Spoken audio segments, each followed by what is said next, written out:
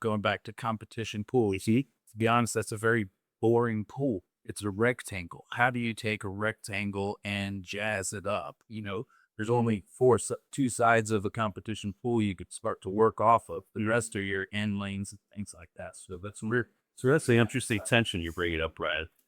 Well, I have a large family, and all my children have been at swim, and swim meets are always I got the swimmer too. okay. There's definitely some competition of space between the swim team and then the recreational aspects that you're trying to balance. Are you seeing?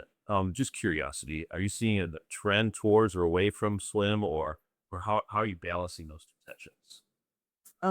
I wouldn't say it all based on the size of the community and can they hit that target.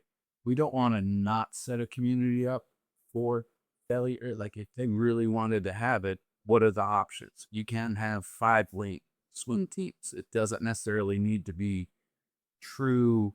I don't know what the term is. So as if it's like 75 1 inch, of mentioning that, phasing of the neighborhoods, phase one, say, goes first. That could be the recreational, and then in phase two, you put a competition pool back there. So you can divide the competition, swimmers and everything, and then have the recreational folks up at this pool. And it's like the kiddie pool and the adult, kind of that, But we see that quite a bit, where, in the phases of the project of the neighborhood, they'll do the recreational first to get them in there to get a cell. And then, future, they put in the competition pool for the lap swim team. These are the larger neighborhoods that, they want to bring everybody in. Staycation is the lack of better terms. And if you can have the amenities here, it's like a water park in your background.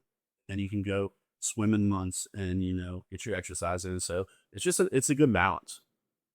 I think it's hard with like swim only being a certain part Oh, of yes. the year.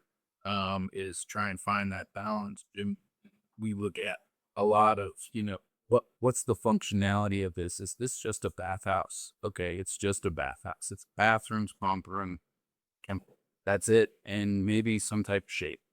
That's getting pretty much shut down, at the end of the pool season for 4-5 months. And we're now trying to look at ways where people could continue to use that bathhouse portion, the bathrooms. Where do we begin to separate the pool from the bathhouse? So now we can take it year long, have outdoor seating and fire pit areas with lights and really bring back that sense of community that's box. I was in a neighborhood, man, I had great friends for 6 months. Yeah, did I ever see them again until that's 4 months after that?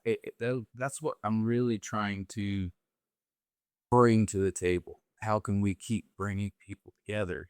And the fitness part of it is a big trend now in the 55 plus. They're doing hot water aerobics and things like that.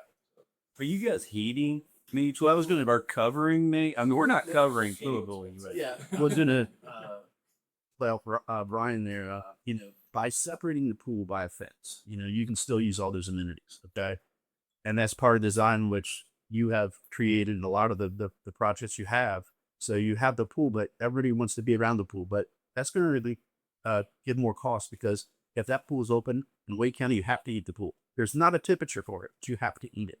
That's considered a year-round pool. So that's even more cost to the HOA that needs to be established with them. So by sectioning that off, you don't have to have that pool service every day.